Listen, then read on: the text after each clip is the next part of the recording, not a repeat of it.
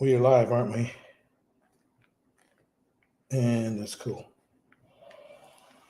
Microphone check 1, 2. Okay, I'm good there. And I'm gonna go ahead and get this show started in just a second here. But I just thought I'd see how everyone's doing.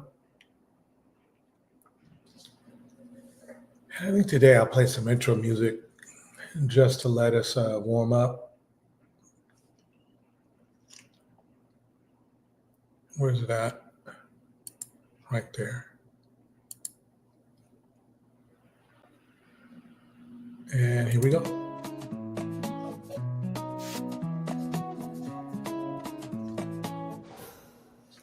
When we gather in the name of good, not for glory nor for gain, but to mend what's torn, to ease the strain. The veil grows thin, the air turns still, and the ancestors come as they always will. They rise from root to ash and flame, calling softly each true name. Their joy hums low in the hush between, a rhythm mode, a flame unseen. We are the ones that dream the drum, the rising sun, the work begun with every step. The story grows, the river moves where the spirit goes. Ashe, ashe, we walk in light, led by love, upheld by right. Welcome home, the circles wide, the ancestors walk by our side. Welcome, beloved, you who move with sacred care, bearing dreams too bold to spare. You whose hearts refuse to close, who plant love even where nothing grows. Bring your stories bruised and bright, your hands that shape both bread and light. Bring your laughter deep and wide, the kind that shakes the grief aside. We are the ones that dream the drum, the rising sun, the work begun with every step. The story grows, the river moves where the spirit goes. Ashe, ashe, we walk in light, led by love, upheld by right. Welcome home, the circles wide, the ancestors walk by our side. All right, we're about to get the show started. This gathering is not by chance. It is a call, it is a dance. We are the echo, we are the flame, the whispered breath, the untold We are back with our breaking. circle opens wide and warm, a shield against the coming storm. Sit, speak, rise, begin again. With every act, the world can mend. We are the ones that dream the drum, the rising sun, the work begun with every step. The story grows, the river moves where the spirit goes. Ashe, ashe, we walk in light, led by love, upheld by right. Welcome home, the circles wide, the ancestors walk by our side. All right. We are here. Let me stop that. All right. Another live, and tonight we have Jasmine Crockett. However, we are going to step into the world of Diddy for a moment before we get started with Jasmine. It's just a quick update. That is it. If you can hear me okay, if the sound is good, put a 1 in the chat. Otherwise, here we go. We are back with our breaking news. The judge in the Sean Diddy Combs trial has just rather shockingly denied him bail. This, of course, coming after the news that the jury can. I mean, the thing is that a lot of people, they have the wrong impression on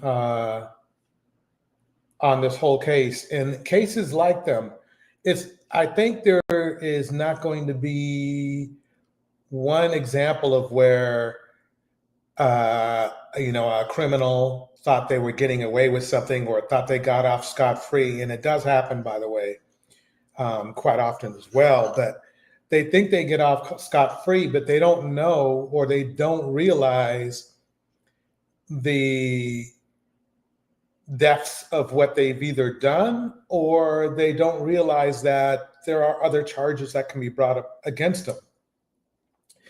And so this is a big deal that the judge denied him bail after this win. You could call it a win. You could, I mean, the thing is this: people have won. Men or women have won like 1 count or 2 counts, 3, maybe 4 counts. But the problem is that if you had 10 counts against you, you're still convicted. And I think everybody thinks he was exonerated, and he wasn't. I kind of just, my mind was kind of like, okay. The racketeering thing to me sounded a little bit weird. Anyway, I mean, really, there's a lot of other counts they could have put in the mix, and that's why I think that either the feds have something up their sleeve even more, or 2, I mean, I think they did. That's what I think. I think they got something up their sleeve for Diddy. That's why they kept him in. I believe they kept him in jail for his, what do you call it? Where they basically tell you what you get, because he's getting something. He's not getting probation because they would have let him out. Let's face it. If he was getting out, they would have let him out. It would be extremely petty and legally weird if they denied him bail and were going to let him out. So I'm sorry, fellas, all you Diddy defenders,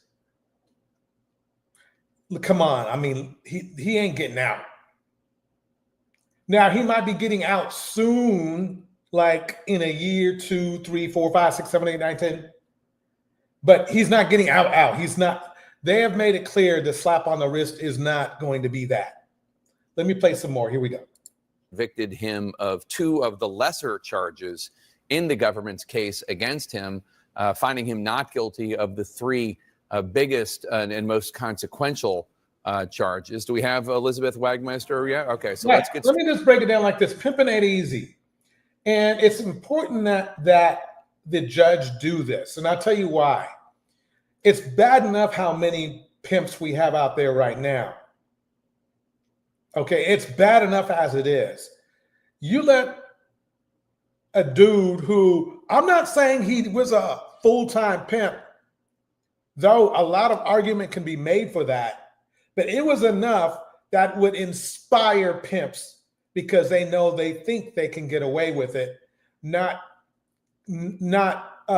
taking into account the amount of money Diddy had to spend. And it takes the feds off the hook. Diddy cannot turn around and sue them. In my opinion, I don't believe he can do it because they found some shit. So basically, he was not guilty of racketeering conspiracy. He was not guilty of the S trafficking thing by force or fraud or coercion. And he was found guilty of transportation to engage in prostitution. So he's a pimp.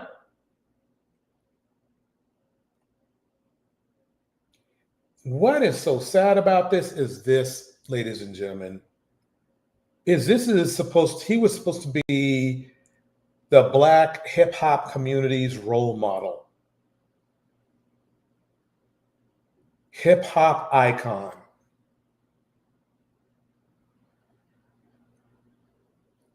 He did it to himself and then he did it to us, really. He made himself look bad and he made us look bad. But quite honestly, it's been a long time.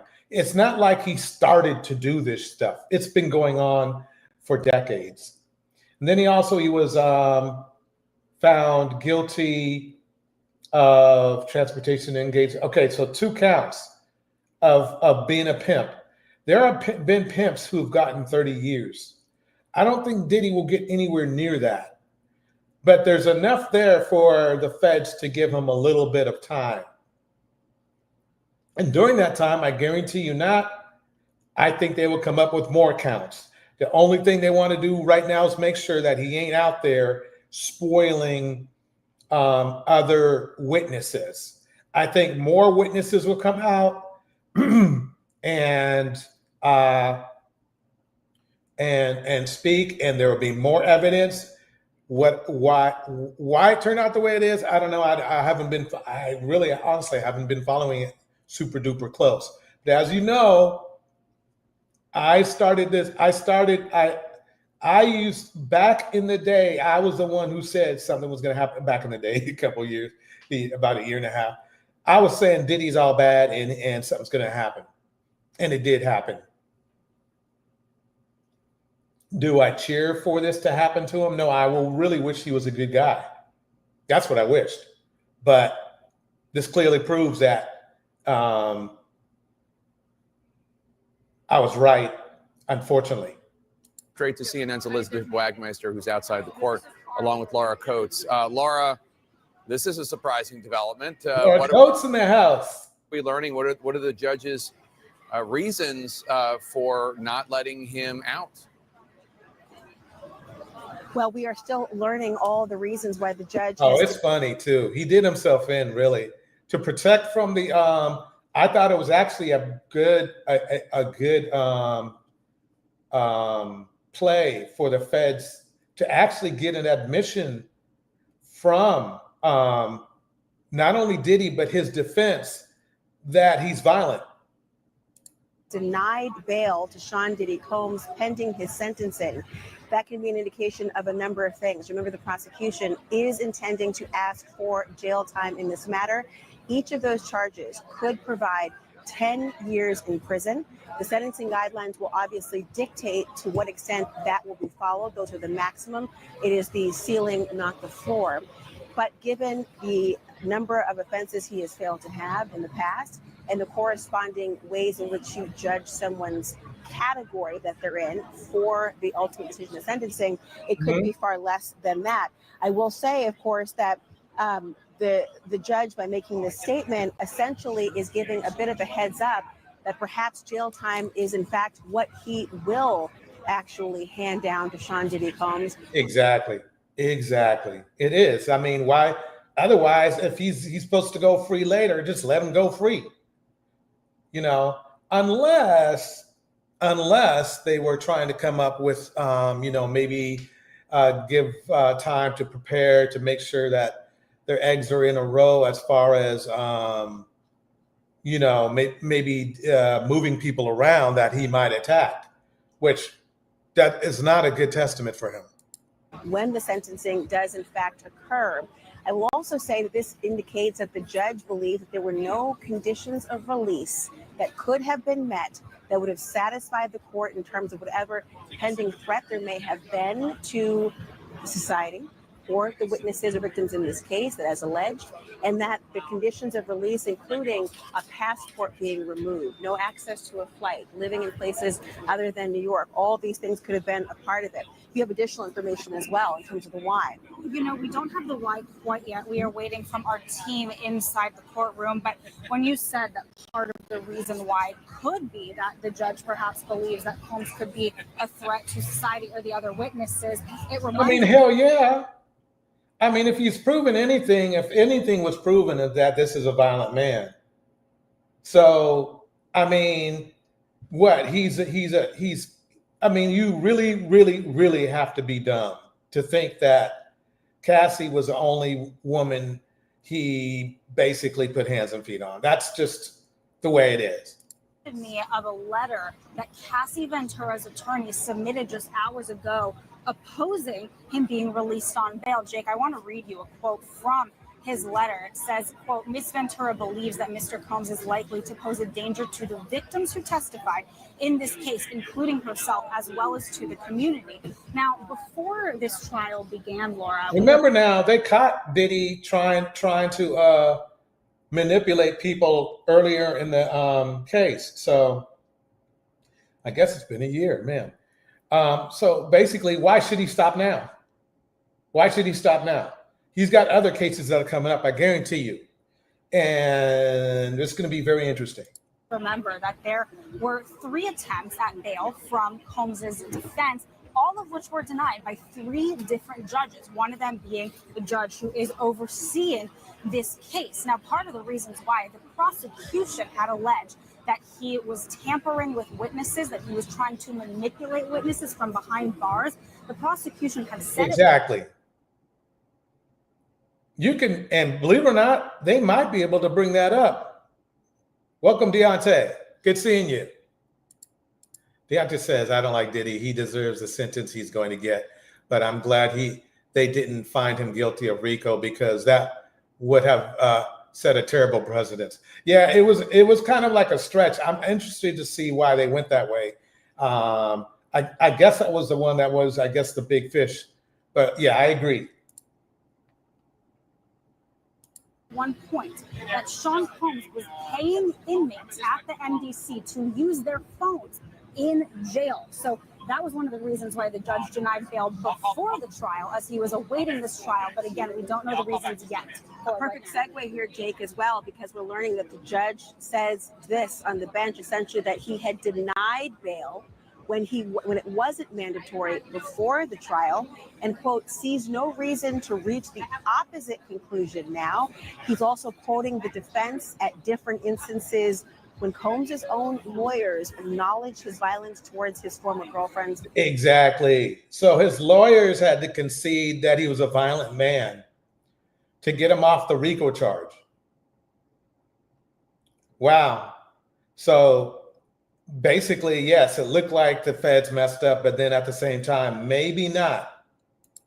During the trial, saying at trial, the defense conceded defendant's violence in personal relationships, saying it happened in relation to Cassie Ventura and Jane. This is very important because, remember, one of the things that was said in the opening statement by Tenny Garagos is that they own the violence, that they admitted to what was seen in that now infamous exclusive video obtained by CNN for the Intercontinental Hotel, where there was so they own the violence. So basically, why would you put a violent man back on the street?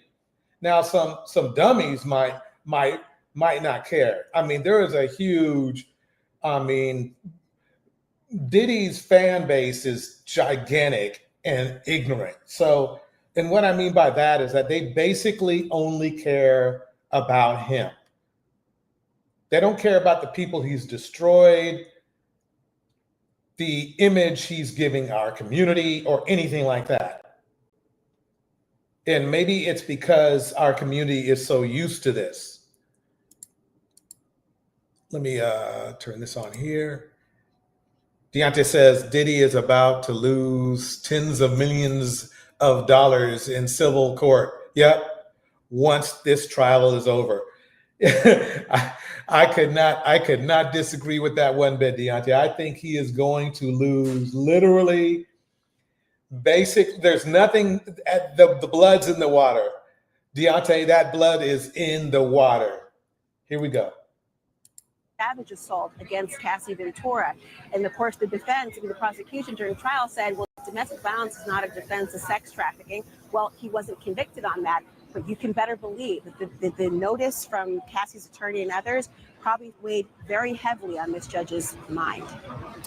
Let me pause right there because I want to go to a woman who broke it down perfectly for the Rolling Stone. Here we go. Sean Combs is back in jail after his acquittal of sex trafficking. Here's why. I mean, okay, yeah. I'm Cheyenne Roundtree. I'm a senior investigations journalist at Rolling Stone. Immediately after Sean Combs was acquitted of counts of sex trafficking and racketeering conspiracy, his team filed a letter to have him released. They argued with Combs' family by his side he was not a flight risk, and they put up $1 million bond. Combs' lawyers pointed to his behavior right before his arrest in saying why he should be released. They said, when it became apparent to counsel that Mr. Combs would be formally charged, he did something extraordinary. He left his home in Miami and traveled to New York, the very location of the prosecutors and agents investigating So basically, his defense is arguing that he was so cooperative. him. They noted that he paid off the mortgage on his house, that he had given up his passport, and had his family standing by his side. As terms of his release, they said Combs would submit to drug testing. Prosecutors argued strongly against Combs' release. Prosecutors pointed to testimony from the trial in arguing why Combs should remain in custody. They said that his team did not contest that he was physically violent and a rampant drug user. In a letter submitted. Now, if you're violent and a drug user,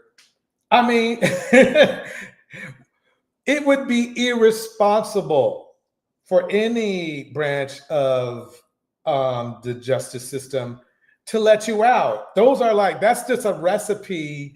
That's a very spicy and nasty recipe for disaster, to have a drug addict who's violent out on the streets. It doesn't matter that it's Diddy. The key bottom line is that he's capable, especially being with the type of wealth he has or still has, to cause a lot of damage to a lot of people quickly. And he has a lot of fans. You saw what was going on with Tisa. This dude had mobs chasing Tisa down. That's crazy.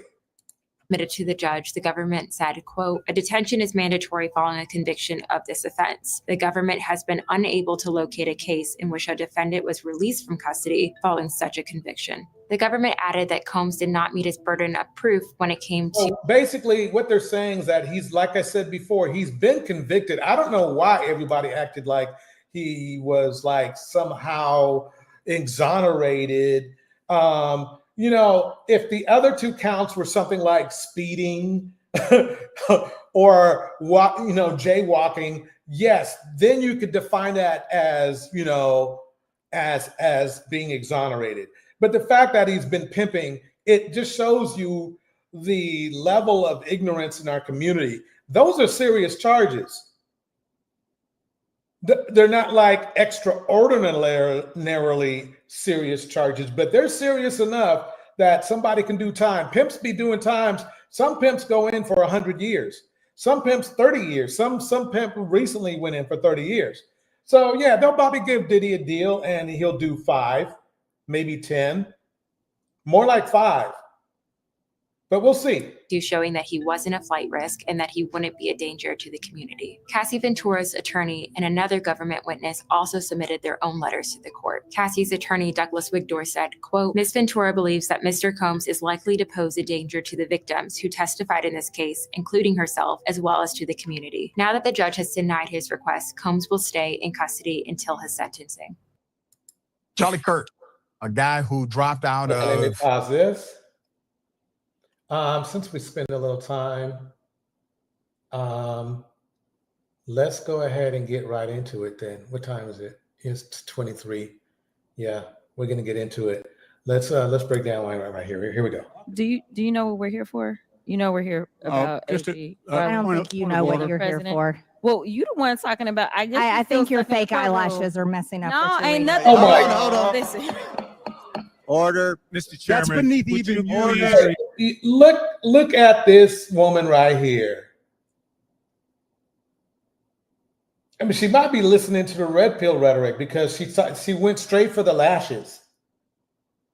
And I think we can all agree, and I think all of America agree, this is not the best looking woman in the world. In fact, she's got some quite masculine features, if you ask me. So for her to criticize another woman's appearance is ignorant. It's diabolical because she is not, there's nothing she can do. There's nothing this woman she will only get to start to look worse. There's nothing she can do. Her body is, if you've seen her body, it's built very masculine.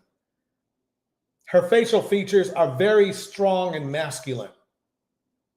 She talks and walks masculine. She behaves masculine.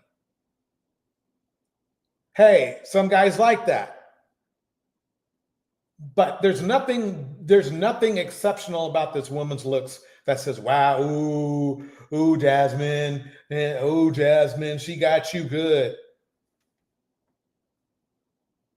And I would say that her lashes comment was bigoted, but, well, it probably is. But men use that, black men use that all the time because they're bigoted. They're bigoted against their own women. Many black men are.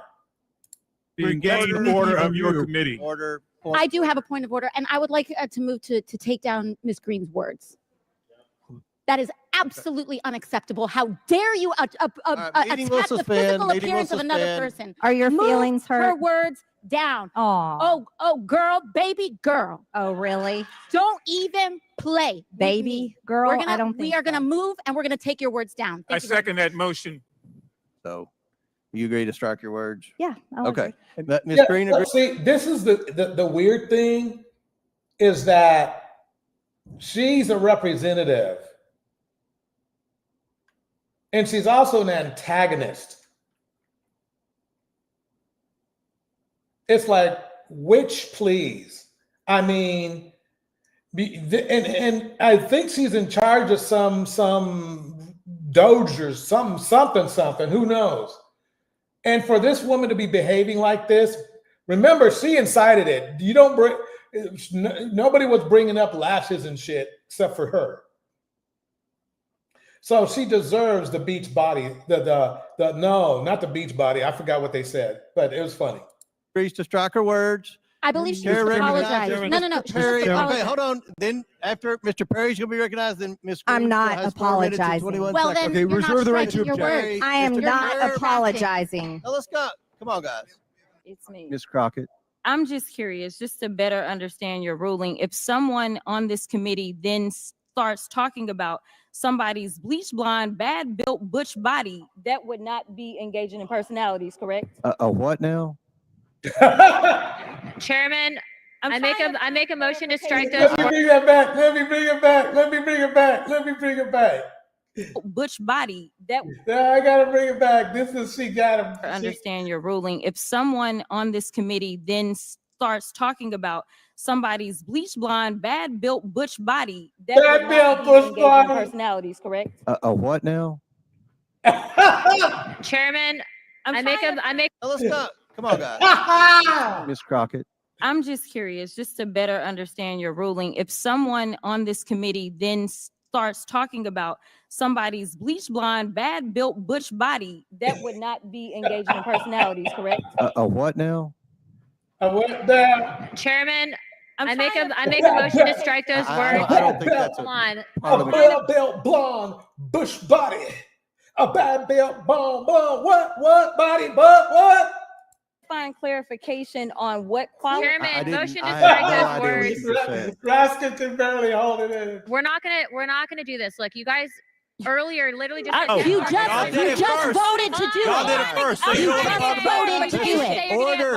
I'm trying to get clarification. Look at calm down. No, because this is what y'all do. So I'm trying to get Ms. clarification. Crockett, you're not recognized. Over the weekend, we actually. I mean, you have to give Jazz something for that one right there. All right. Deontay's in the house. Edou's in the house. Let me tell you, she roasted him up. She roasted him up good. I'm going to drop the link in a few minutes, but I think she just roast. Let me drop it now. Because we might need it. See, I think what makes Jasmine so captivating and so excellent is that she's the voice that a lot of people who are, don't like. She's the voice a lot of people wish there was more of, in this party, in the Democratic Party, who's not going to take that crap and is tired. They've done the high road long enough. That's what I like. It's like, and that's actually, she kind of reminds me of Sandy yesterday from the video yesterday with that dude when we're talking about Pop the Balloons, how she was just like, remember, dude had insulted yesterday. That's yesterday from Pop the Balloons. Dude had insulted literally every black woman in that room, and who was going for number 9, and 9 just happened to be Sandy, and Sandy laid down the law. So fast forward here to Jasmine. Jasmine ain't taking that kind of crap from people either, and that's what I like about her. Here we go. Saw a tragic and brazen act of political violence in this country. In Minnesota, a Democratic representative and her husband and their dog were assassinated. Another lawmaker and his wife were gravely wounded, and the suspect reportedly had a long hit list. So I want to ask you, do you feel safe as an elected official in this political climate? No, not at all. I mean, here's the deal. I do this job, and the fact that my safety is a part of doing this job is really bad in and of itself. But while we spend millions upon millions just so that this guy can go and golf, or while they spent $45 million for his little birthday parade, you know, like, I'm just saying, can we reprioritize some of those dollars? When they killed our continuing resolution this last time, one of the things they didn't take out is that they had included an additional, I believe, $10 million to protect non-justices. I'm like, listen, I'm not even asking for $1 million, but can we get something? Because we have nothing. The only people in the House that have protection, you get protection based upon your leadership post. That's it. Those are the only ones. And so when you figure out security, you have to hopefully raise enough money to then be able to pay for security yourself. This is a problem, especially in light of the environment. And so I did text a Republican that I consider to be a friend. Yes, I have Republican friends, just so y'all know. I did. So basically, yeah, I mean, these nutbags, what do you guys think? Welcome to the stage, Deontay and Darnell. Hey, what's going on, DJ? Villain, like a villain. Right. I'm not a villain, but you know what I mean. yeah, I know what you mean. I mean, I can't hang with Diddy, so I mean, no. So yeah, I can't neither, you know. Did you cover the verdict already, or? Yeah, I just did about right before I started. Actually, about 5 minutes ago. Yeah. I went through the verdict real quick because I didn't want to take away from Jasmine. She deserves some shine, if you know what I mean. I understand. Yeah, you know. So yeah. And Deontay in the house. How you doing, Deontay? I'm doing all right, DJ. How you doing, Darnell? Hey, what's going on, Dante? How you doing? I'm all right, man. DJ, I'll tell you, Jasmine Crockett is very interesting. I remember I was watching that when it first happened, her and Marjorie Taylor. And Marjorie, yeah, she looks like a man. You know what I'm saying? And like, I'm not just saying that just to back up, you know, Jasmine. I always thought Marjorie was a masculine looking woman. You know, like, so when she came out and talked about her lashes, now I'll be for real with you too. When I first saw Jasmine Crockett on the scene, I noticed she had those big lashes and she had the hair weave going on. I'm like, hey, whatever. You know, she's a young 40-year-old black woman from Texas. She obviously is into the hip hop side of the culture. So that's cool. But when Marjorie went there and pointed out her lashes, and they did the back and forth, I thought that was terrible. Marjorie don't care. You see, those old white dudes didn't know what was going on. But Jasmine said that she was a bleach blonde butch built body, I was like, oh yeah, that's straight off the playground in the hood somewhere. You know what I'm saying? Like when she pulled that out, like the old white dude said, "What did you say?" He didn't even know what the hell he said to him. Like, you know, if you pay attention to the white guy behind Jasmine when she said that, he started laughing because he know Marjorie ain't nothing but a dude, you know. Right. But she definitely, I don't know how to really say it. Like, she wants the attention and she's getting it, and she's doing it by being, you know, the sassy, you know, neck snapping black woman in Congress. You know, that's really what she's doing. So, and it's cool, you know. Yeah, my personal thing is, again, is I believe she's doing what a lot of other you know what a lot of Democratic people and neutral people wanted the Democrats to do more. She's fighting back. Now she might be fighting back in a sassy way, but she's not taking that high road route anymore. She's like, "Oh, you want to come at me? I'm coming straight back at you." You know what I mean? Lashes. Yeah. I'll take my lashes and wig off and and knock you in your face. That's and really the party needed that, because the party was getting a reputation for allowing to be run over. Which, I mean, I'm not saying that's a bad thing, because you should be that. I mean, the problem is that they want to be what was the way for me to put it? They wanted to bring priests to a fist fight, you know, and in some way show the world that, you know, love and peace was the way to go. But unfortunately for the Democratic Party, nobody was going for that. Yeah, you know, DJ, I to be honest, I don't particularly care for the style of politics, but you're right. You know, unfortunately, with the Republicans, you know, they're rage baiters. Or well, not, excuse me, let me correct that. Not all Republicans are rage baiters.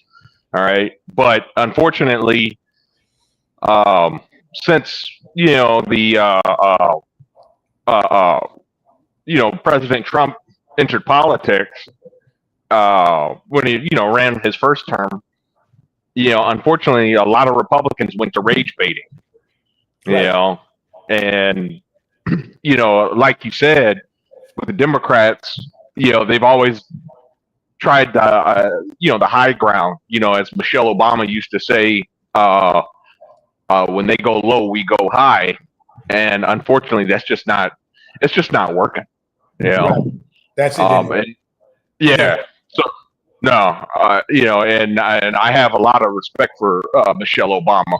So it's not like I'm saying, you know, she was wrong or anything, because I believe in what she said. I really do. But unfortunately, you know, we just live in a different time, and I think Donald Trump he exposed the truth. In fact, it's gotten to the point where it's just turned into one big giant grift. You know, like, you ever notice, you know, with a lot of YouTube content creators and things like that, I mean, just about every black YouTube content creator seems to be all of a sudden come out of nowhere is a Republican all of a sudden. Right. Yeah. It makes no sense, and the numbers don't even back up. You know, the numbers don't even back that up. You know, like when it came to the last election, black women, I believe 86% voted for Kamala Harris. 86% of black women. I think it was 80% of black men voted for Kamala Harris. You know, so the numbers don't even back up, you know, this whole thing, you know, where blacks are pro-Trump, you know. But I will say this: Trump is doing better with the black demographic, more so black men, more so than black women. But it's nowhere near, what you see. And unfortunately, again, I don't like this style of politics, but I miss the days of I'm one of those middle of the road Democrats, that you spoke about earlier. I'm not even a Democrat. I'm a registered independent, but I've voted pretty much Democrat every election. But I just miss the days of like the Ronald Reagan and the Tip O'Neill, where you had two polar opposites, but at the end of the day, they would come together and make things work. I miss those days. All right, let me go on to the next clip. Here we go. It is interesting that we're talking about bypassing Congress. It seems like that's. Let me see that. I need to get a little volume on this one. Can you guys hear it okay on your end? It's a little low, but I can hear it. Okay, let me bring it up a lot then. Here we go. All that has happened actually this Congress. How's that? It's still a little low. I can hear it though. Okay, you're still a little low? Here, I can bring That's it why up. we've had to spend so much. Yeah, that's better. That's it right there. Okay.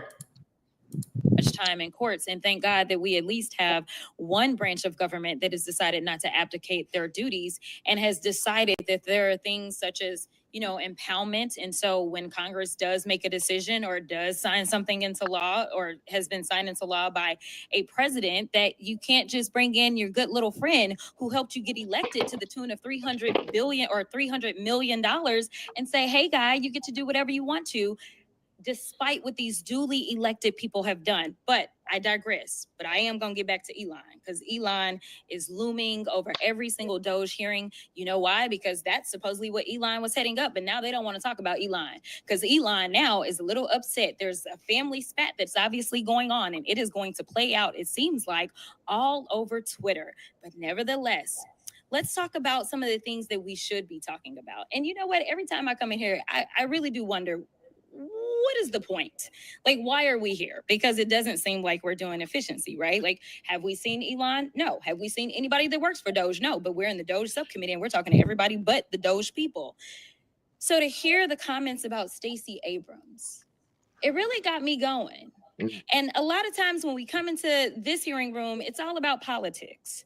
And it made me think that there was an issue most likely with Stacey, because someone actually brought up the fact that Stacey has run for governor a couple of times. And it seems like there's a gubernatorial race that's coming up in Georgia, and nobody knows whether or not Stacey is going to run. So why not muddy the water if we can, to hopefully keep a strong Black woman down? But again, I digress. So let's talk about the things that we could be talking about while we sit here in the Doge committee. It seems like. Okay, let me pause it right there. What do you guys think about that? I definitely think Stacey Abrams should not run. She's already ran twice. She lost. She did worse the second time than she did the first. You got, at that point, it's time to move on, find another, a better candidate. But as far as I do believe she's very important in the Democratic Party, though. Like, she's a really good fundraiser. You can still use her. She could play more of a support role, but I wouldn't. I have a question though. I'm going to be the, as you put it, devil's advocate. Okay. Didn't Donald Trump run several times and lose several times as well? He only ran 3 times, won 2, lost 1. Okay, so what was the one? No, you're thinking recent. I'm thinking like back in the 80s and 90s. No, he didn't run. He spitballed the idea of running, but he never actually ran. He never ran. The thing is with the Democratic Party, and this is their problem, is that they talk for a decade or longer now. Let's say since Barack got elected in 08, right? Mm-hmm. But they started to say, first off, they separated Black men and women from each other, because they started to say, well, Black women are strong and powerful and independent, and Black women are the backbone of the Democratic Party, and Black women this, and that. And they never mentioned Black men at all, not even in a negative way. They didn't even mention us at all. And I think that you have the way I look at the country is that it's 45 and 45. 45% of the country is Democrat, 45% of the country is Republican, and they're going to vote their ticket no matter what, right? So that leaves you with that middle 10%. And that middle 10% is about 3% independent, and the other 7% are Republicans and Democrats who can swing both ways. Black people are a big part of that 10%. It doesn't take much of us. Like 80% of the black men voted for Kamala, right? Well, that 20% that didn't vote for her was a part of that ass whooping that she took in that election. Like she needed them. You know what I'm saying? Like the Latino men voted ridiculously in favor of Donald Trump. Like you can't ignore men and then get mad at them when they don't vote your way. Like I don't know if you remember the girl Tiffany Cross that was on MSNBC. Who once made a statement where she said, "I wish all of you black men would get in line behind their black women and just, vote Democrat." Like you can't talk to them like they're little kids. Like I'm talking about the ones who actually are productive men out here who work every day, pay taxes, and want to live a good life. You can't talk to them like that. Stacey Abrams and them and all this other, like she can't run again. She's gonna get dumped. They're done with all of this now. Y'all need to go now. When I say y'all, Democrats need to go and find them a strong man to run for president next time. You don't got to be black, you can be white, it don't matter. But they need a male out there. They keep pushing all these women, and I'm not saying women can't run the country, but I'm saying you can't attack men at the same time. Okay, so let me ask you this: How did they attack men? By not giving them any credit at all. This all started with Barack Obama, actually, for real, because he's the one who went out there and said, "You tell your cousin Pookie." They made it seem in the media like black men are just a lazy drag on society. And when you did that, you turn off the black men who are not that way. Like you just said earlier, Darnell, that it's a lot of these black podcasts. First off, I believe that most black people are conservative just naturally. And I don't mean conservative like Republicans. I just mean conservative like the way that we live our lives. We don't like things to be out in the open. Most black people are God-fearing. Most black people don't get deep into the LGBTQ, especially when it comes to children. Most black people don't want cops in the government and their business every single day. You know what I'm saying? Like you don't want the government to run your life for you. That's a conservative person. You know what I'm saying? So I think that a lot of black people are just afraid to really come out and say anything. But when Trump got elected the second time, especially with the type of way that he won the election, they coming out in droves now. You know what I'm saying? I'm like, it's bigger than just Donald Trump. It's more about just being conservative, period. So let me ask you this. Okay, so it appears that black women outvote black men by not a whole lot, 10%. That's not all. I mean, it can make a difference. But the issue is that also the black men that did vote. Let me click that in here. The black men that did vote. What was the percentage that voted? Well, you said 80% voted for. Yeah. Come on. Okay. Yeah. Okay. So basically, and so so there's a 10% issue there that women outvote black men, and I think, and then the problem is I think the additional black men that voted this time around voted for Trump, because otherwise, I don't know if he would have won.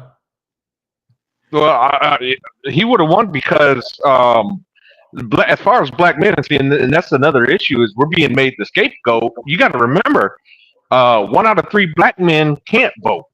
So you just cut the black male vote by a third right there. And So we're actually, if you were to put Asian men and Asian women together, they actually make up more of the vote than black men do.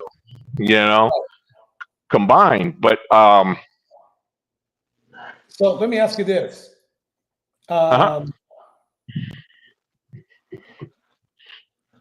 It sounds interesting to me because it's like, okay, so basically what you're saying, it sounds like you're saying that the black voice altogether does not have, it wouldn't have mattered, even if everybody voted in the black community.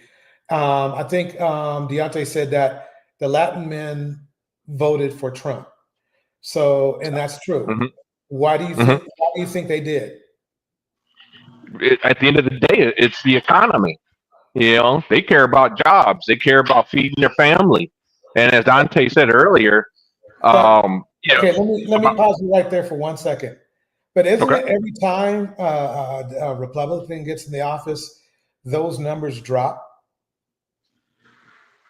You mean as far as jobs and things, right. The economy jobs dropping? I mean, look at it now. I mean, this exact same thing happened last time Trump was in office, where people were getting laid off, people were getting pulled from the border, all that other drama and shit. But basically, it sounds like to me that every time, they say a Republican, but let's just focus on Trump right now.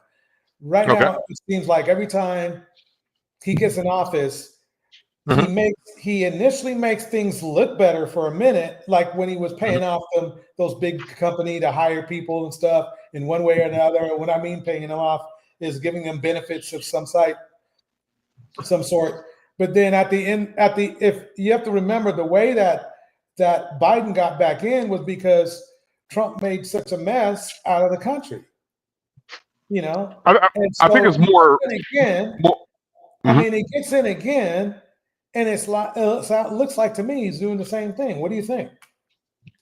I semi agree with you. The last time though, you have to remember is his COVID happened to Trump the last time. I mean, the economy right before COVID was booming, and then COVID happened.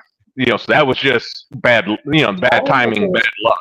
I don't know. It was booming because wasn't what was happening right before then a situation where it was like situation with coal, I remember, and then there was a situation where large factories were laying off like thousands of people.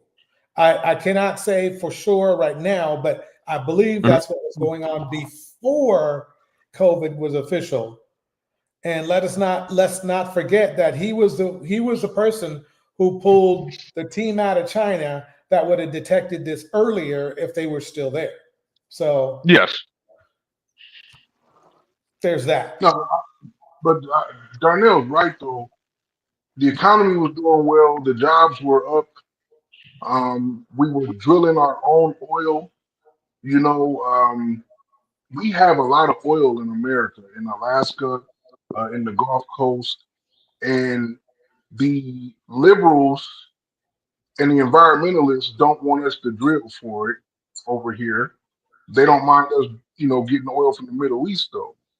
But they, even with knowing how much cheaper gas would be, because gas is factored into not just how much a gallon of gas is to put in your car. It's also factored into how much supplies cost. A pack of toilet paper could go down by 25 cents if we were getting our own local gas here, because they don't have to spend that much on the trucks. Everything goes down. Deontay, you have to understand though, that's at a price.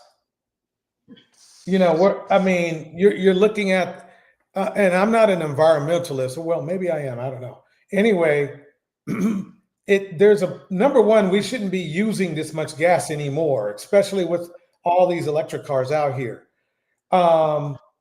Electric car options that we have that are some of which outperform gas cars. But the thing is that it does do damage to the land. I mean, and basically a lot of the times, like when they were building that oil, that oil tube or whatever it was, that's a disaster waiting to happen. So there is a cost. It's not like anyone has come up with a really good deal or places that they can dig for oil or produce oil from. The problem is that oil doesn't say, hey, this is a wasted desert. Let's, we'll settle out here in the wasted desert. It doesn't do that. Oil is going to be where it's systematically going to be, which could be destroying certain environments. Oil is a messy business. Let's put it that way. And if you drill in a location where the oil can get into the water, the rivers and everything, that can take decades to clean up. No, I agree with you, but the way that the technique they have now is different from how it was 20, 30 years ago. That's one. But the biggest thing is, so somebody is saying that, okay, I don't want you to drill over here because of environmental, but we don't care if it tears up somewhere else on the planet. It's like, well, that there's a reason for that. Number one, at least like in Saudi Arabia and all those other places in the Middle East, they have deserts and they have oil in their deserts. You see what I'm saying? So and then on top of that, the only problem we have is that we don't want to pay. I mean, let's face it, all that stuff, that the WMD stuff and all that kind of stuff that happened in the past, that was a bunch of BS. We did that because we wanted to control the oil. And that's how we look at it. If we just compromised, paid our little bit of money for some oil, you think they're going to be fighting us? No. We're giving them money. That's it. Yeah. So I think the whole thing, and I'll let you talk after this. I just think the whole WMD thing, the whole Kuwait thing, that was about us trying to do them dirty. I'll be blunt. We tried to take oil from them, and they didn't want us to. So we started making up some crap. Because why would you, if you know America is a huge market for oil, we waste everything. So why would they want to start some weird shit with us when they know they can make billions more just chilling and selling us some oil, some damn oil? Yeah, well, you see, here's the thing. We don't get a lot of the right information over here through the mainstream media. And the biggest thing is with the United States and Europe, this is really what it's all about, is that they want to have control over all the resources in the world. Right. Well, one of the biggest resource right now the world is being run off of is obviously oil. So we could just drill over here in America, get our own oil, and be cool. We could even sell oil to people. But the majority of the world, especially over in the West, in the East, which is Asia, the Chinese, the Middle East, the North Africans, all of them, even Australians, they all get their oil from Africa and the Middle East. And if America doesn't control that area, then those people will be able to have full free reign, and we can't cut them off from anything. So they will be able to build up their empires to be just as strong or stronger than the U.S. That's really what it's all about. They just want to control that over there. I believe that most of these Democrats who talk about environmental nonsense, and hey, I'm not an environmentalist, and I'm not saying we should destroy the planet at all, but I'm saying the planet can take what's going on. It's not like we up here setting off nukes in the sky. They just using that as an excuse to not drill our own oil, to tell the people this is why we need the Middle Eastern oil. When Trump started to drill our own oil, and start taxing the shit out of these companies. So whenever they want to bring materials or ship their products back to America, it's double tax them to make them bring their factories back over here. It opens up more jobs for people. More jobs means that the money is flowing, more money is flowing, people can get loans, and then the circle just keeps going over and over and over again. That's what really gets the economy going. That's why the Dubai right now is having the best time. 20 years ago, you couldn't convince nobody, no American, to go to the Middle East. They thought it was all terrorists over there. Now Dubai is the number one spot on the planet. Well, Okay, Dubai, hold on one second. Hold on one second. Well, let's break back into Jasmine because this is about her. But we'll talk a little bit later about that. But we've been on oil and other stuff for about the last 20 minutes. So here we go. Like we could be talking about, things like efficiency or oversight. When announcing this hearing, the chairwoman stated the DOJ subcommittee would, quote, continue bringing long overdue transparency and accountability to those who abuse tax dollars. But so far this Congress, Republicans have focused their oversight responsibilities on things like defunding Big Bird, as well as attacking, of course, trans kids, because they're really the big threat that we have. We could be talking about how the Trump administration is ignoring these court orders, supporting American citizens, or targeting members of Congress for prosecution, or how Trump signed an order deregulating the cryptocurrency industry just as his family launched a digital currency. We could be having a hearing on how Trump fired members of the National Labor Relations Board for bringing a suit against Elon Musk, or how the Trump administration dismantled the Office of the Federal Contract Compliance while the office was investigating Tesla for alleged racial harassment, or how Trump dropped lawsuits against numerous large companies after they donated to his inaugural fund. We could have a hearing on whether Trump violated the emoluments clause when he not only, it seemed like he asked for a $400 million jet from a foreign government. Trump has put a for sale sign on the lawn of the White House and has allowed wealthy donors to dictate how the government operates. That's what we should be having a hearing about, but no.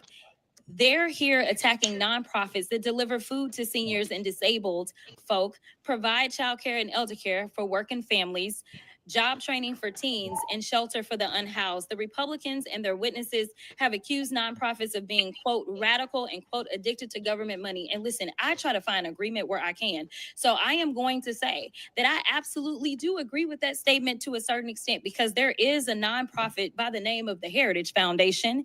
And last time I checked, the Heritage Foundation, they are the authors of Project 2025. And we are living through the hell of Project 2025 right now. And something tells me that that's a bit of a partisan thing, because they said it was the conservative playbook. So as far as I'm concerned, I don't know why we would ever look at the Heritage Foundation and think that it's anything but radical and, quote, addicted to government money potentially. So Ms. Yentl, before I do that, I'm gonna come to you because I want to make sure that I get these things on record. I have a unanimous consent, Madam Chair. It says Donald Trump allegedly asked aides whether Elon Musk's Doge promises were all bull, and then you know what the rest of it is. Without objection. Thank you so much. I have another one from CBS News. Despite Trump's promised cuts, U.S. spent more than $200 billion more in the first 100 days than last year. If some reason we focused on some efficiency, Okay, so can you guys hear it okay? Yep, just fine. Okay, I'm going to play a little bit more. may have more money to work towards this deficit that some of my colleagues say that they're concerned about. And I guess, Ms. Yentl, I'm gonna run out of time, because if we were gonna focus on this deficit, then maybe you wouldn't have your own friends coming out and talking about how we're gonna have to lift the debt ceiling $5 trillion, because how else can we pay for the billionaires to keep more money in their pockets? Thank you, and I will yield. Your thoughts? Republicans, they've been weaponizing the deficit, since I was a child. I remember back in the 90s, they would holler the deficit. We got to cut government spending, and every time Republicans get in office, they never cut spending. In fact, they double the deficit. Usually, when they leave, like George W. Bush, he doubled the deficit. Correction. I think we were $1 trillion in debt when he took office. And when he left, we were $8 trillion in debt. You know, Dang. yeah. When Obama took office, he inherited a $8 trillion deficit. He turned it into a 16 trillion. Now, I know he spent the same amount of money as Bush did, but Bush, he 8 times the deficit. I mean, remember, we started at 1 trillion. You leave office, we're at 8. You know, so in percentage wise, Bush was a lot worse. Now, when Trump got into office, he doubled the deficit in 4 years. So he inherited a $16 trillion deficit from Obama. And then when he left office, now granted, part of it was COVID, but still, when he left office in 4 years, he doubled the deficit. You know, or I'm sorry, he didn't double it, but still, he increased. You know, I think when he left office the first time, we were 24 trillion in debt. You know, and now, you know, Biden, he tried to cut the debt a little bit, you know, and now that Trump is back, you know, he's running up the deficit again. You know, it's one of those things that, you know, Jasmine Crockett here, I think she, you know, called it out perfectly here. You know, it's like, hey, wait a minute, you guys are only concerned about the deficit when there's a Democrat in office. You know, when you guys are in office, you guys are running up all the deficits. It's usually a Democrat that comes in and cleans up the debt. That is true. Yeah, I think I just want to say, DJ, I think that this is a wonderful game that they played, that they have set up for us to watch. It's a production, to be honest with you, these Democrats and Republicans, because both sides argue about the debt. They talk about how, you know, we got to cut it, blah, blah, blah. Listen, they're never going to pay the debt off. They're never even going to get half of it paid off. It's going to just keep going. And you can also blame inflation on this as well. You know, which our dollar gets weaker, so it costs more for us to spend to get things, right? But in all actuality, Democrats and Republicans both know that every country in the world, as long as we are the top superpower or the one that's willing to pull the trigger and push the button, nobody's ever going to come after us for the debt. Otherwise, these countries would have been stopped working with us. And all these countries, China, Russia, all these African countries, India, they all would have said, you know what, until you pay us at least 20% of what you owe us, we're not doing any more deals with y'all. No, they're not going to do that because they need us as much as we need them. And if they try to cut us off because of the debt, then we'll just go to war with them. They will find a reason to lie to the American public and go to war with them. They've done it multiple times before. So that's why I think the debt's really a game that they play with us. Well, I mean, but Dante, as far as the debt payments, let me be clear: we are making our payments. You know, the U.S. government has never defaulted on its debt.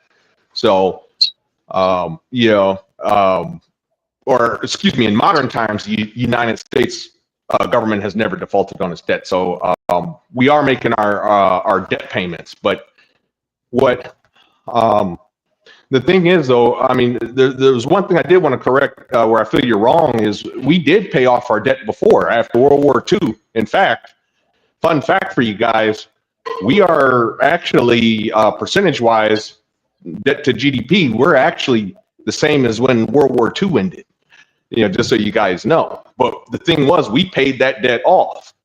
Now, I'm not going to lie to you, how we did that, Roosevelt was in office, he raised the top tier tax rates, and you know, so the rich were paying, like, we're talking like 90% of their income in taxes, 90%. You know, whereas it turned into the 80s. That's when you know, the government started cutting. You know, thanks to Ronald Reagan, he believed in tax cuts. So he started cutting, taxes. Now, when Clinton was president, he cleaned up the debt pretty good, because you got to remember the Reagan and Bush years. I believe after 12 years of deficit spending, we were $4 trillion in debt. When Clinton left office, we were only $1 trillion. So Clinton did do a good job of cleaning up the debt. So it is doable. You just got to have the right politician up there to do it and stop politicizing it. No, you're right, but I think it's more of the right boom to happen. The right what? A boom, economic boom. Presidents are like quarterbacks, right? If a quarterback, if the football team lose a game and the quarterback threw 5 touchdowns, no pick, the defense just sucked, they still blame the quarterback. And if the team wins the game and the quarterback didn't do nothing but hand the ball off, they still give the credit to him. So what I mean is World War II was the beginning of one of the biggest economic booms that this country ever had. Some might argue it was the biggest. We just came out of the Depression. We joined World War II.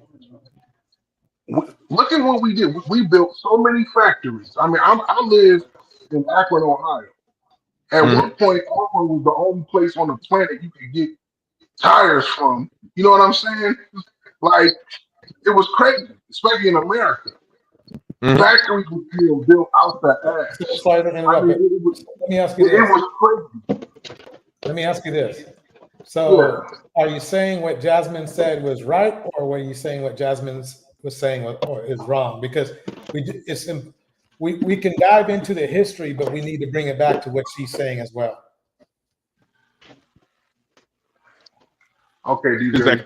Okay. I can see to that one because I don't remember what you were talking about now. But let me just add one more thing though. And Darnell, you was also right. You said about Clinton. Don't forget, Clinton was president right in the middle of the .com tech boom. And sure that was. bubbled at $20 trillion. So you got $20 trillion of tech money on top of what $1 trillion of debt. Once you tax that, of course you're gonna make that up.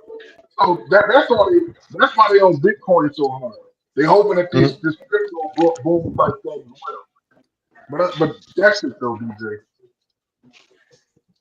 Well, when it comes to Jasmine Crockett, I mean, she and I said it earlier. She's definitely right. She hit the nail on the head, squarely on the head. Got it. Okay, we're going to go into another segment. This segment's about Latinos for Trump and the situation that's going on as far as some of them getting kicked out of the United States after either voting for Trump or supporting him. Here we go.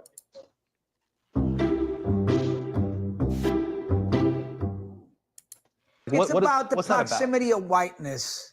It's for our Bejistan brothers and sisters who feel like if they vote for Trump, they appear more white and less brown.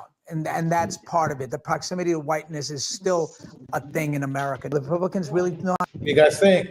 You think he's right? Yes. Okay. In the Latino. Oh, I'm sorry. How to throw that red meat and get people galvanized. During an interview with comedian Hassan Minhaj, fellow comedian, actor, and producer John Leguizamo shared his perspective on the Republican Party gaining ground with select sections of racial minority and immigrant voter communities over the years, calling out some of the MAGA movement's most influential mouthpieces in the process. Let me pause right there. What is very interesting to me is that John Leguizamo, now don't get me wrong, he's a hip guy, but he's saying we always talk about the proximity of whiteness that a lot of these red pill dudes try to attain. Not as far as trying to attain wealth. I mean, everybody wants to attain white wealth because it's wealth. You see what I'm saying? But as far as being seen as Caucasian, there are black men, type 4C hair, wanting to be seen in the same light as Caucasian men. And I think this is what he's saying is that this also goes for Latin men And it might be the reason why more Latin men voted for Trump, because they wanted that white per se respect, if you know what I mean. Unfortunately, I think in many ways it backfired, or it either backfired or they overestimated the success. So let me play a little bit more. I'm going to let him roll for a minute. John, roll for a minute, and then we'll talk. Here we go. I'd like to meet is Stephen Miller, who hates Latinos more than life itself. He's the architect of all this for Trump. I'd like to meet him and knock him out. We honestly really can't blame him either, considering Stephen Miller has devoted his life's work to spreading some of the most vile white supremacist talking points imaginable and making it harder and harder to be comfortable living as an immigrant in this country, or anyone who isn't white for that matter. Just put yourself in Lugazamo's shoes and think about how you would react to a community you claim to identify with being slandered and smeared for decades, and the real world effect this rhetoric justifies. You would establish a large-scale staging ground. I don't know. We want to hear that part. Mary says, President AOC and VP Crockett. Hey, I like it. I like it. I know. I can't. No AOC for me. Nobody.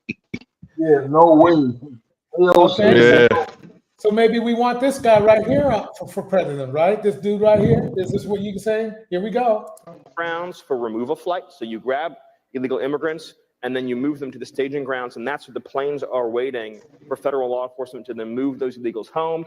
You deputize the National Guard to carry out immigration enforcement, and then you also deploy the military to the southern border, not just with a mission to observe, but with an impedance and denial mission. In other words, you reassert the fundamental constitutional principle that you don't have a right to enter into our sovereign territory, to even request the asylum claim. The military has so he's talking all this shit, right? He's talking all this shit, and then this is happening now. All right, things are getting very real very quickly. I'm going to play a video here for you of a Florida roofing company owner, Vincent Scardina, who voted for Trump, supported the immigration crackdowns as he understood them, and he is now in tears on camera because ICE just detained a third of his staff. Boom! I kept my mouth shut all the way through the elections and stuff, just to bring up that this is what's going to happen. This is right. This is find out, F around and find out at its highest extent. Winter is coming. Winter arrived for Red Pill, and it's definitely arriving for that whole theory.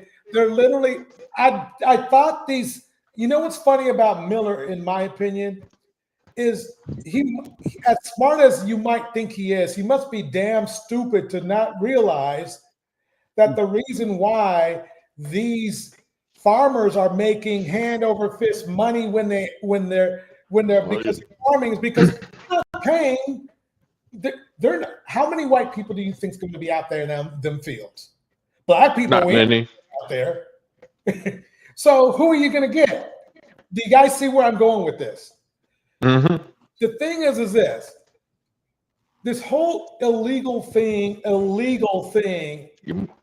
is bullshit, and in my opinion, and it's costly.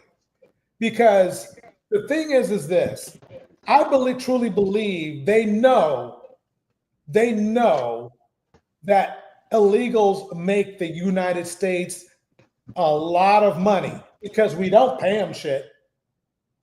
Whatever field that they're doing, we don't pay them shit unless they're made a citizen, right? So this farmer here, who it sounds like to me was was employing illegally, ironically, voted completely against his interest. What did he think was going to happen? What he thought was going to happen is that it wouldn't happen to him. And it happened to him. Yeah, they have, there's two things that's happening at one time. And like you said, DJ, during the days of slavery, They brought the slaves over. They owned them. Any slave child that was born was automatically born into servitude, right? So there was no black people running rampant during slavery. You know, some of y'all slaves and some of y'all citizens doing y'all thing. Yeah, with some free ones, but for the most part, 95% of black people in America are slaves. It's not like that with these immigrants. Most of the immigrants that come over here illegally, they are living their lives, running rampant, doing whatever they want to do, like these citizens. And the ones that are working for these businesses, these farms, these hotels, and everything, they have a purpose to these white people, even to the Republicans. Because Trump admitted himself that it was some companies. It was like a month ago, wasn't it? Like he came out and said that it was some companies or some illegal immigrants that he wasn't going to go after because they were important to the infrastructure, right? Basically saying that they was freeloading, and I'm not freeloading, but they were working for nothing for some of his damn friends that had big companies. But it was a lot of them who wasn't, and they trying to get them off the street. So you can't have it both ways, is what I'm saying. So Right. you know, and that's what happened to this farmer here. He don't like these immigrants coming in, getting all these free services. You break into America illegally, and you get free education, free healthcare, free money, free shelter, all of this stuff that's paid for by tax money from real American citizens. They don't like that part, but he does like the part that, hey, I can pay these dudes $4 an hour to work in my field for 12 hours, or I can pay an American $25 an hour with benefits to do the same job. No, I rather have these illegals here. So you really got to pick one, and they haven't found a way to figure that out yet. And so now the Democrats can pound them over the head with that whenever they want. Okay, I'm gonna play a little bit more. Here we go. Look at this. You've lived in Key West for how long? 44 years. Vincent Scardina is the owner of the roofing company where they worked. He's owned it 37 years. It's going to be really hard to replace those guys. Says losing these 6 men is losing a third of his workers. We're not able in Key West to just replace people as easily as, say, a big city. Very limited people to pull from. And then you would have to train them. And that takes sometimes years. But for Vincent, it's much more than that. It's financially as well as emotionally. It takes a toll. You get to know these guys. You become their friends, just not an employer, but a friend. And you see what happens to their family. It's quite a shock. Given his support for the president, we asked what he would tell the commander-in-chief if he had a chance. What happened here? This situation is just blatantly not at all what they said it was. Vincent, you voted for Donald. Not what they said it was. He said he was going to get rid of people when I don't even want to say illegals. That sounds just disgusting to me. It sounds like, to me, it's like this. It never made sense to me because now the price of homes will obviously go up. And obviously the price of fruit, fruit and vegetables, and I don't know, just one of the most important food sources in the world is going to be expensive as hell now.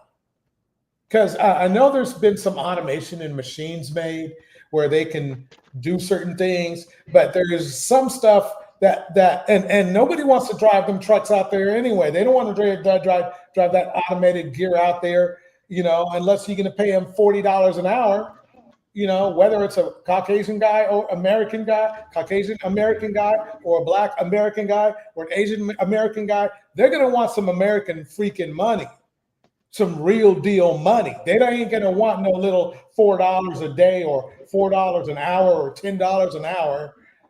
$15 an hour for high-end skilled work, carpentry and shit. They're not going to want that kind. They not want that kind of money. So everything's going up. That's what I'm thinking. Donald Trump? Yes, I did. While he agrees with most of the president's policies, He thought the Trump administration was going to focus solely on deporting criminals. Yeah. You know, something about Trump and Homan and Miller and all of them saying this will be the largest deportation program ever. Something about that didn't get through to him. It seems immigration officials, he says, are just trying to meet quotas now. Buyer's remorse? I don't know. A little bit. How much damage does this create in your community? It's not just happening to me. I mean, it's happening across the board. I know of one landscaper that lost 9 or 10 of the whole crew he had, and he's just totally out of business all of a sudden. He won. Wow. See? Yeah. But you know what, though, DJ? See, this is the thing. Whenever you shift the ground under people's feet, somebody's gonna fall. Like, you know, there's never been a time in history where you've made a change. I don't care if it's something as simple as you going on a diet, right? You go on a diet, and your first couple of days, you want that Oreo cookie bad as hell. You know what I'm saying? Like, there's no painless, seamless, pleasurable way to switch from one thing to another one. They're going to be casualties. And I'm not saying like fuck all these people. I don't care about them. I'm just saying that you can't have things both ways. You can compromise all you want to, and you better stick with a compromise. But right. But Trump didn't compromise. He went absolute. His absolute was all of these illegals got to go. And the reason why I don't have a problem calling them illegals, I saw a little clip on MSNBC months ago where they got into a whole 10-minute back and forth about they should call them illegals or undocumented. I'm like, dude, they broke the law. And speaking of AOC, she said that before when they were looting in New York during the pandemic. Some of all these people are hungry. They want bread and they want to arrest them. Listen, if you go home after a hard day of work and you see two people that broke your front door and they in your kitchen with the refrigerator open, sitting in front of eating your food, you're not gonna sit there and be like, "Oh, you guys must just be hungry." Well, go ahead and finish up and come back tomorrow at 6 o'clock. I'll have dinner for you. Okay. Hell no. That's funny. The majority of, I think we all can agree, the way they broke most of the illegals, as they call them, or I call them clients, but broke the law was because they came across the border without permission. Is that pretty much it? Well, yeah, not only because that's the only way you could call it, right?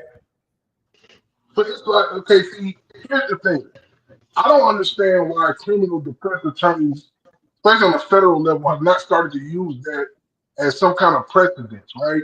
Because if you're going to say it's okay for someone to illegally break into the country and then they can get benefits, then why is it that I can't do A, B, or C? You see what I'm saying? Well, you know why they came. You know why these men and women came to the country, right? Because believe it or not, a lot of them were invited, underhandedly invited, like, hey, the boss needs some more work.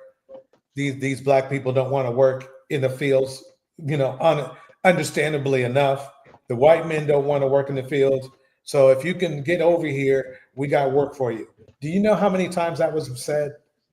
No, I believe. I totally agree. I believe that happened every time. But see, that's what it's still okay. It's like this. I've had people in my life when I was younger be like, "Hey, yo, man, you want to make some extra money, man? You can do this. You can put some dope. You know what I'm saying? It's the same thing. If a drug dealer say, "Hey, man, you need some extra money, man. Listen, you take this around the corner to this dude's house, get the money. I'll let you get 10% of it." Like they still know what they're doing. They know it's illegal. Otherwise, they wouldn't be trying to come over here crossing through deserts and crossing through rivers. They get on a spirit flight. They would just So I'm not and also there's another reason why Trump got elected too. In the fashion that he did it, there were obviously a lot of Democrats who voted for Trump in the last election.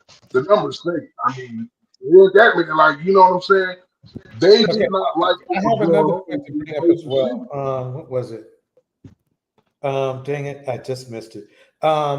Basically, it's like this though.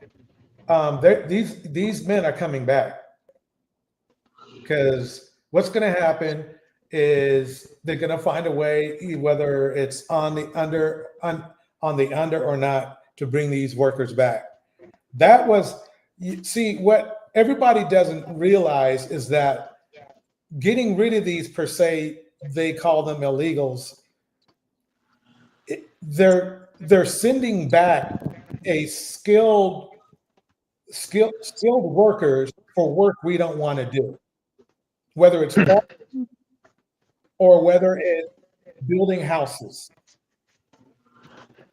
We don't want to do that shit. We clearly don't want to do it, because if you'd want to do it, there wouldn't be any people coming over here illegally, because there wouldn't be any jobs for them.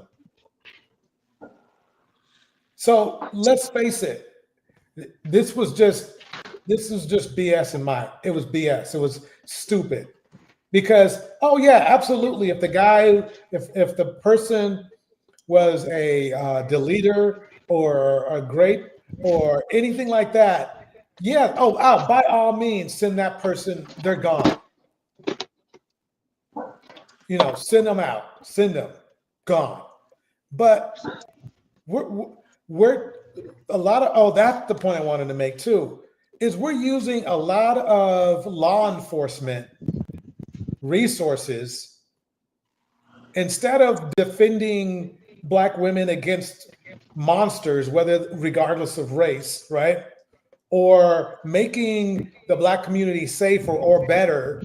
We're using all these resources to get rid of dudes that, for the most part, were just minding their own business. They were getting up at 4 a.m. and getting off work around 8 p.m. that night.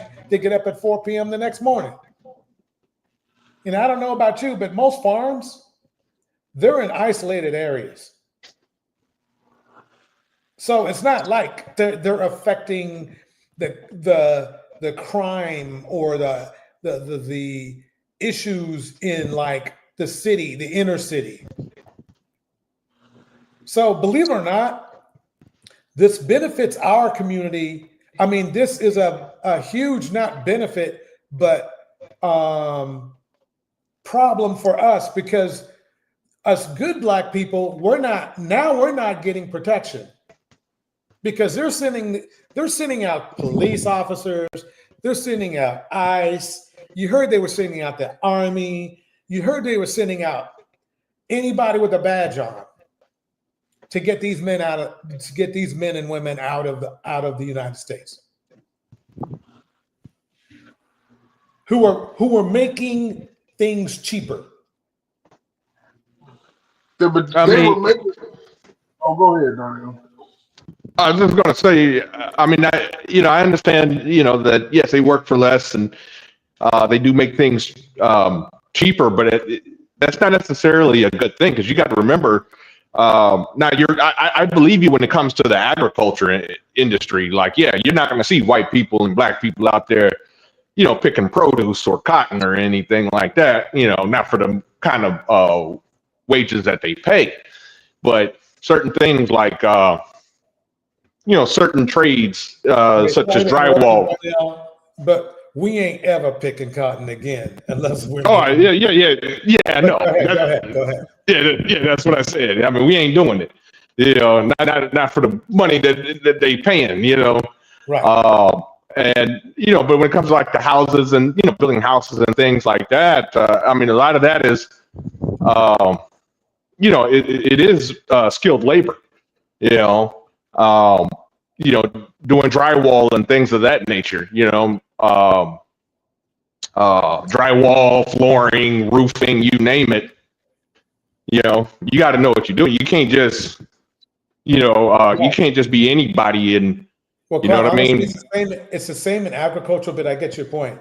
But it is the same. I mean, picking, you might think picking is easy, but there is an art to it. Because remember now, you still got to repair all that agricultural equipment and stuff. And don't think it's just Caucasian men or black men. We're not even in. We should be in agriculture, but we're not.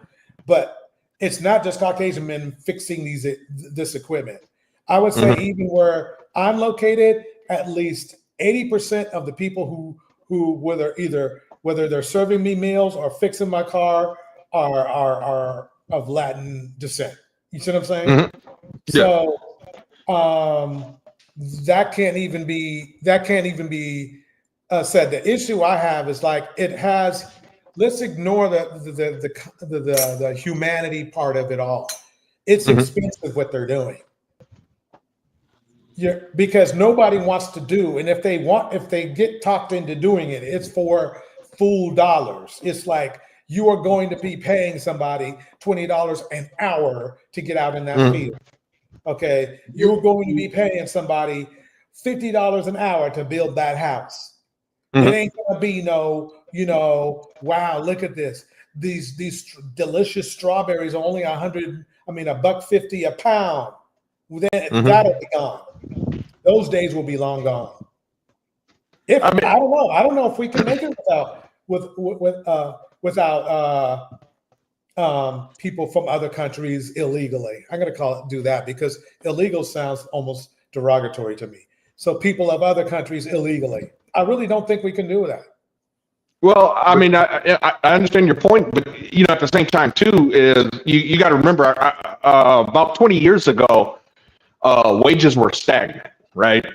Even though we had a pretty decent employment rate, wages weren't going up. Keeping cost of keeping up with the cost of inflation. You know what I mean? So Americans, the middle class began to shrink. And if you allow illegal aliens to be here, it's hard for price increases because all a company's going to do is, well, I'll get rid of you. I'm going to go get me an illegal, instead of paying you $20 an hour, I'm going to go get me an illegal, pay him $5, So it affects real growth, real wages, and it does affect, the middle class. You can't have a shrinking middle class and and have a really good economy. Does that make sense? Yes. Yeah, and I also like to add, because I like what you said. I agree with it, but I see what you're saying. Yeah, but it's just like this too. In order for the economy to be booming, all right, the money has to stay within our borders and circulate. So, as the president of Mexico, she said that America thrives because of Mexicans, and then I know they're illegal immigrants, but you guys need this, blah blah blah. And Trump said, "Okay, this is what I'm going to do.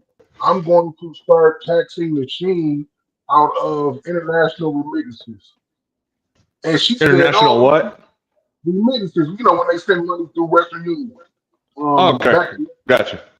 Yeah, and she started tripping because that helps her economy down there. I mean, you talking about a couple $1 billion a year, if not more than that, going down to Mexico in American money. And then it's being circulated through their economy. You know what I mean? Like, this is what I don't get. Especially for Black people, that money was never coming to us anyway. Well, see, that's the thing.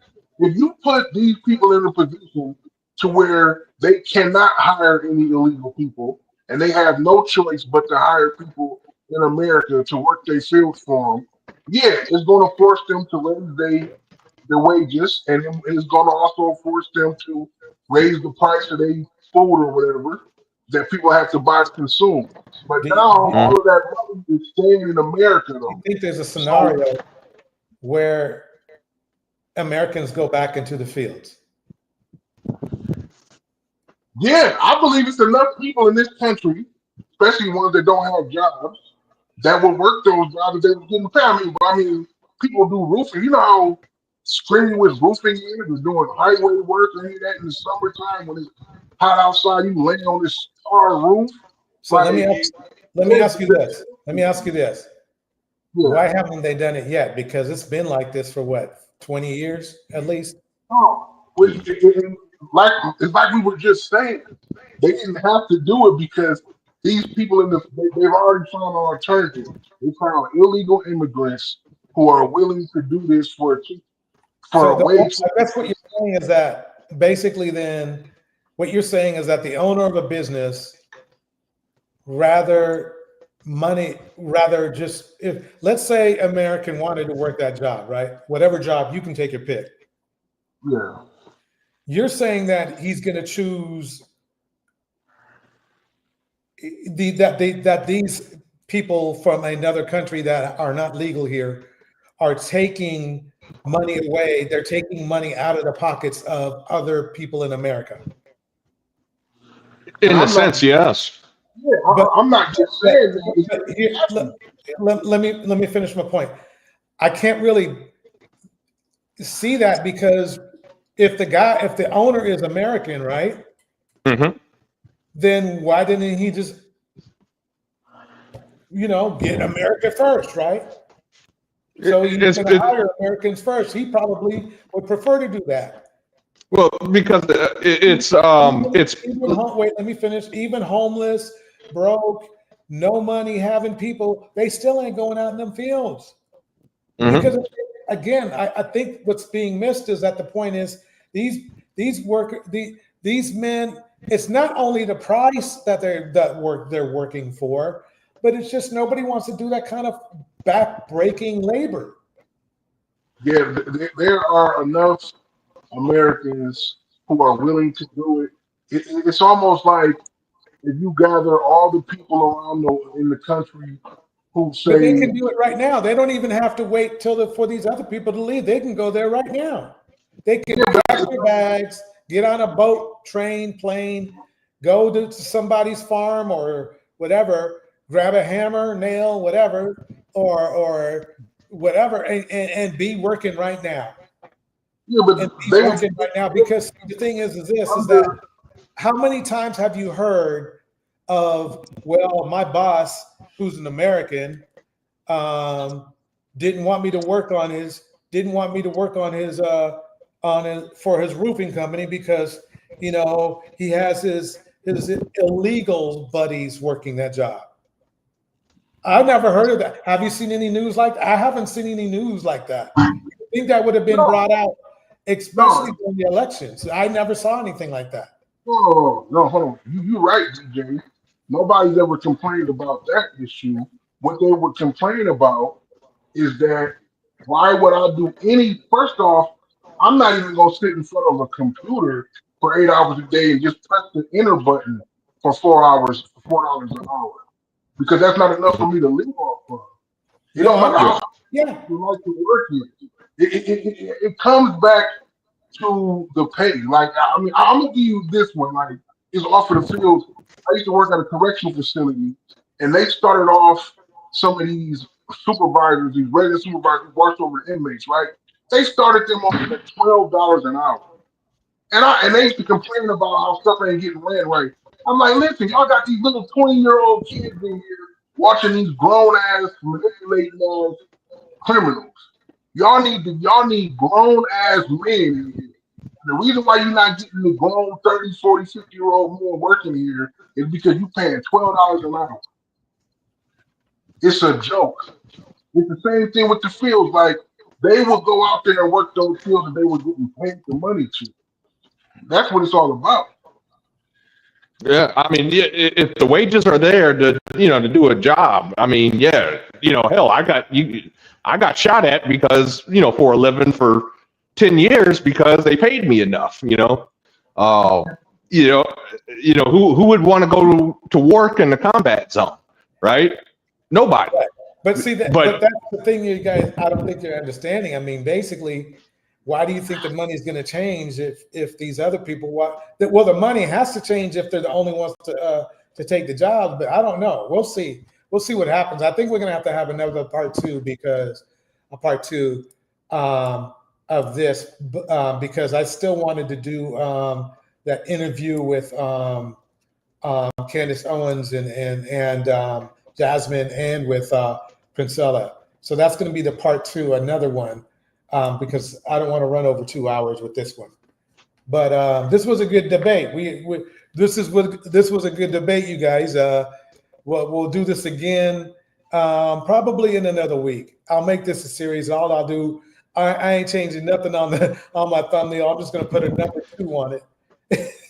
So excuse me for being cheap, but I'll put a number 2 on it and move forward like that, because the Candace Owens thing is going to be quite interesting.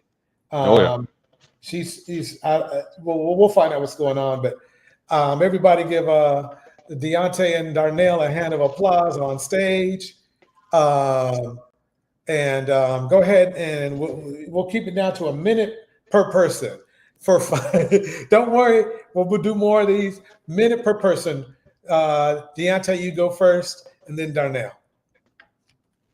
All right, man. I just thank DJ for having me up here, and going with Darnell, man. So I like this. This is cool. We do our thing. I just want to say happy 4th of July to everybody. I don't know if you celebrate it or not, but you got to love the fact that we live in a country that we celebrate the 4th of July by simulating bombs going off. Well, you know what I'm saying? Like, how American can you get, right? Blow up. They allow you to blow up bombs all night. Gotta love America. All right, that's it, y'all. All right. Darnell. Thank you for having me, DJ. Always a pleasure. Great show tonight. Hit a lot of interesting topics. I think I must have missed when you talked about the Obamas. Must have missed that part, but No, definitely. I haven't talked about the Obamas yet. No. Oh, you didn't? No. Okay, that was part of the. Okay. Yeah. I mean, this is again great show. This is how you resolve. This is a way. It's great to use a platform like this instead of just having the Jerry Springer like channels out there. So thank you for not being one of the Jerry Springers. Okay. Thank you. All right, everybody. That's it for tonight. I'd like to shout out to also for Mary for coming through, Eden Adele for coming through, Tevin for coming through. Thanks, everybody. See you on the next one. This is DJ Torch, and I'm out of here.